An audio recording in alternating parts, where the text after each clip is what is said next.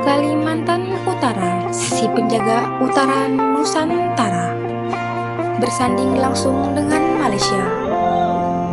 Di jantungnya, kota Tarakan tak hanya jadi simpul ekonomi dan gerbang perbatasan, tapi juga panggung harmoni, budaya, dan religi. Suku Tidung, sang pewaris tanah leluhur, merawat tradisi lewat bahasa, seni, dan ritual yang hidup berdampingan dengan zaman. Sementara itu, Islam bersab pelan tapi pasti, bukan lewat paksaan, tapi lewat pendekatan yang selaras dengan nadi lokal. Sebuah kisah perpaduan nilai yang membentuk identitas kota Tarakan.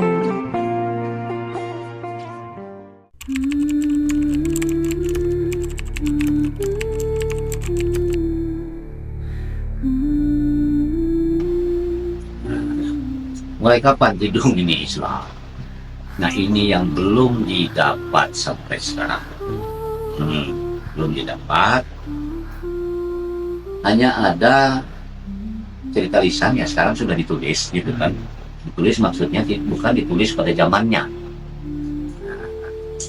Ditulis beberapa abad kemudian. Jadi untuk di Tarakan ini diceritakan pemimpin Tarakan ini yang pertama menganut agama Islam itu namanya Bengawan. Jadi Bengawan ini bahasa Tidung ya, bukan Bengawan Solo. Itu artinya Sungai Solo, ya kan? Nah, Bengawan dalam bahasa Tidung ini itu artinya ikan hiu yang kepalanya melintang, hiu martin. Hiu martin cari aja di YouTube apa hiu martin, itu orang Tidung sebut itu Bengawan. Jadi orang Tidung ini karena memang kehidupan sosial itu nelayan, jadi banyak nama orang itu nama ikan. Nggak tahu itu asalnya nama orang jadi nama ikan atau nama ikan jadi nama orang. Tapi yang bikin nama itu kan orang, ya kan? Ya kan? Nah, kira-kira nama hewan itu ada orang pakai nama hewan. Apakah itu dulunya nama orang terus jadi nama hewan atau nama hewan jadi nama orang? Ini gampang dipikir, tapi jarang orang mau mikir tuh.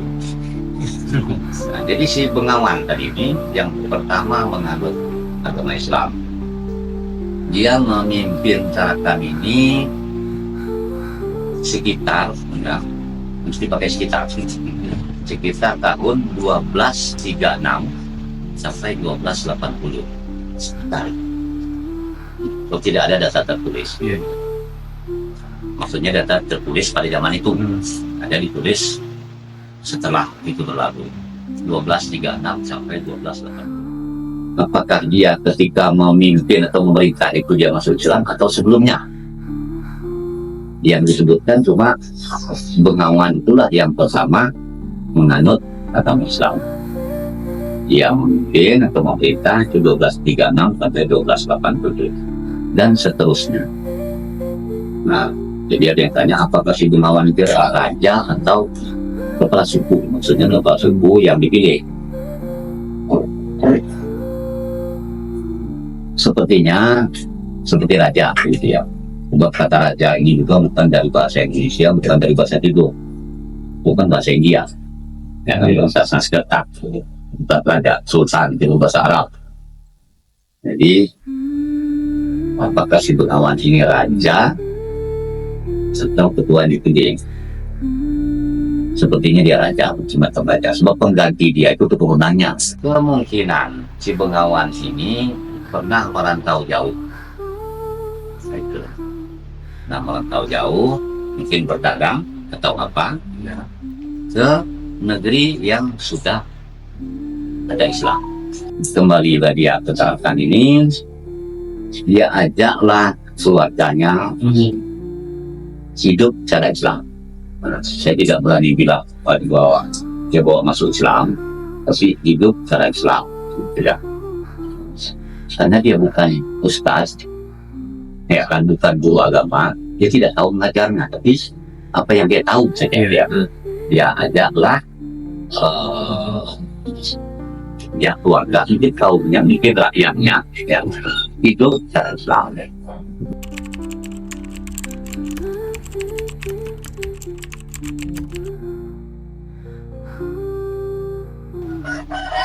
Oleh salah satu penulis sejarah namanya Bahkan, dia bikin istilah dinasti Tengara yang memerintah di Tarakan. Itu mulai 1557 sampai 1916. Jadi dalam kurun waktu itu ada 12 raja. Begitu. 12 raja yang memerintah. Nah, yang terakhir tadi Datu Adim 1916. Nah, yang pertama itu namanya Datu Abdul Rashid, biasa juga orang sebut Raja Laut. Nah, Abdul Rashid ini ada darah Suluk. Orang Kidung bisa sebut Suluk. Disebut dinasti Tengara. Dia itu raja pertama tahun 1557. Kenapa dia dinasti pertama? Ada raja sebelumnya, dia ini raja berikutnya, tapi dinasti baru.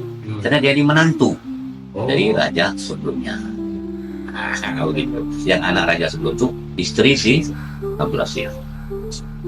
Nah, konon si Abdul Rashid ini awalnya seorang guru agama. Nah, jadi sebelum dia jadi raja, dia itu orang di bidang keagamaan. Abdul Rashid lah yang memerintahkan kepada warga Pulau Tarakan ini untuk pindah, kumpul bikin kampung baru di Sungai Pengungsian. Itu tahun 1557. Nah, jadi Abdul Rashid memerintahkan semua penduduk Pulau Tarakan ini kumpul bikin kampung desa di Sungai Pengungsian. Jadi kampung besar. Itu 15 itu. Konon itulah pertama penduduk Tarakan ini bikin jalan ke rumah di atas tanah. Bikin jalan di atas tanah. Sebelum itu rumah ya seperti beringin. Ya. Nah, itu pasang surut air mbak kolong. Jadi nenek moyang orang situ menurunkan sejarah rumahnya itu. Ya. Di tepi pantai yang pasang surut. Nah, karena hidupnya nelayan, yang maksudnya kan perahu sampai rumah. Ya. Rumah itu kan. Nah, Abdul Rashid tadilah yang merubah itu. Kita bikin kampung yang ada jalan di atas. Jadi di sepanjang Sungai Pengungsian kampung. Nah, itulah cikal bakal kampung Tarakan yang ada sekarang.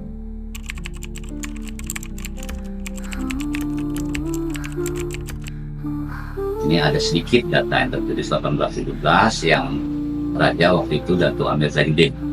1817 barulah pemukiman raja itu di dekat stadion itu. Hulunya Sungai Pengungsian kan. Itu konon di kantor Pertamina. Nah, kantor Pertamina. Nah, situ. Nah, kemudian ada Wisma Patra. Wisma Patra dan ada Meriam. Nah, itu Meriam peninggalan raja itu zaman Jamalul Kiram. Nah, di situ ada Balairung. Balairung ini kira-kira kamu mungkin lebih paham kalau ada apa yang disebut pendopo. Nah, itu Jawa, istilah Jawa pendopo itu kan. Jadi pendopo ini sama dengan Balairung. Balairungnya orang Kidung. Pendopo ini ada lantai, ada atap, tidak ada dinding. Nah, itu pengertiannya kan begitu. Pendopo atau Balairung, Balairung yang Kidung, yang mungkin Balairung orang Sumatera pakai dinding. Tapi kalau Balairungnya orang Kidung itu tidak pakai dinding. Nah, di situ konon tempat anak-anak belajar mengaji. Di situ. Ya, belajar mengaji. Ya. mengaji ini kan luas pengertiannya. Memang secara budaya kita kalau belajar mengaji itu belajar baca Quran, baca tulisan Arab. Nah kan kalau zaman kami dulu belajar baca alifan katanya, sekarang Iqra, ya kan. Setelah tamat alifan itu baru baca Quran. Nah ya, mungkin semacam itu lah ya yang ada itu. Nah, pendidikan yang apa namanya dengan gaya modern maksudnya itu ada guru tetap, ada kelas tetap, ada waktu tetap, itu mungkin sudah abad 19 sudah ada madrasah gitu kan. Jadi kalau pada zaman itu belum, ya sudah zaman penjajahan juga lah. Nah, baru ada sekolah-sekolah modern tadi yang sistematis cara belajarnya. Jadi pada waktu sebelum itu belum, ya karena orang Tidung, ya orang Kalimantan pada umumnya ini kan tidak banyak orangnya.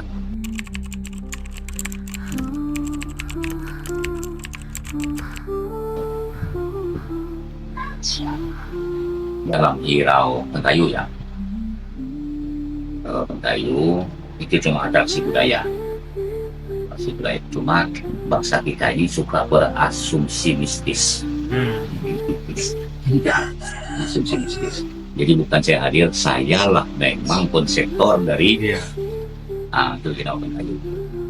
Dan itu sudah mendapat predikat terbaik 1 tingkat nasional. Itu tidak mudah. Itu bukan karangan, pialanya dari kantor kota. Terbaik 1 tingkat nasional. Ada di Kaltara? Nggak ada. Jadi itu hanya atraksi budaya, doanya secara Islam. Ya acara itu kan diawali dengan doa selamat biasa. Itu atraksi budaya, bukan soal mistis. Lah saya ini penggiat kesenian. Ya saya bagaimana bikin itu supaya menarik untuk ditonton. Sebetulnya orang datang tuh menonton orang menari. Nah, memang puncak acara itu kan penurunan pada Willy dunia. Nah, itu yang pikiran mistis orang-orang bukan situ. Tapi kalau orang datang nonton cuma lihat orang mikul padau, apanya yang menarik? Saya pertunjukannya, estetikanya yang saya urusin. Ya masalah orang kita berasumsi mistis dan segala macam terserah dia lah, kau bikin lagi. Warisan budaya Islam di Tarakan bukan sekedar kenangan masa lalu. Ia masih hidup, bernafas, dan membaur dalam tradisi keagamaan serta nilai sosial masyarakatnya. Setiap doa, setiap perayaan menyimpan jejak akulturasi yang harmonis antara Islam dan budaya lokal. Ibarat tenunan halus antara iman dan identitas. Sebagai kota pesisir, Tarakan adalah pintu gerbang yang tak pernah benar-benar tertutup. Gelombang laut membawa lebih dari sekedar barang dagangan. Ia membawa ide, keyakinan, dan para pendakwa. Pelabuhan menjadi panggung pertemuan antara pedagang dan pendakwa, antara budaya luar dan akar lokal. Dari sanalah Islam menyebar, bukan dengan paksaan, tapi dengan pendekatan yang menyentuh hati dan menghargai kearifan setempat.